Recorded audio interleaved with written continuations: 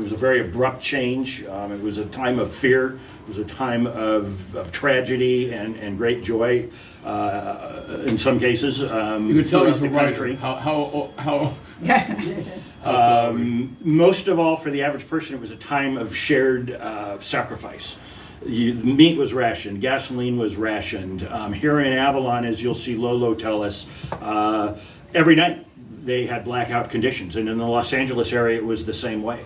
There was big heavy black paper that you could buy at the hardware store.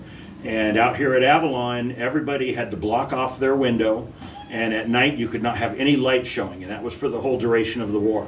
And if you did, there were things called block wardens that would come along and tell you to get your act together. My grandpa was a block warden in Anaheim, and so that was kind of interesting. After, needless to say, tourism was completely stopped during the war. It ended about a week or two after the war started. And that's the mainstay of the economy out here. So suddenly the population went from its normal about 3,500 people to just a few hundred people because there was no work out here. And a lot of the families that lived on the island went over to the mainland because there was all kinds of work in the factories building armaments. So Catalina dwindled down to just a small number of people, basically. And since nobody could make any money, except the fishermen had a good deal because the U.S. Navy would buy all the fish that the local fishermen would catch. All right, they would give them all the free fuel they would need for their boats, and they would buy all the fish. And of course, the townspeople could eat the fish. Again, you'll hear Lolo talking about that was back when we were hunting the goats and the pigs on the island for meat because they couldn't get any meat out here. There were no less than 3. It was perilous out here too. The air raid siren that we still use once a month just for testing out here would go off pretty regularly because everybody was on edge around here.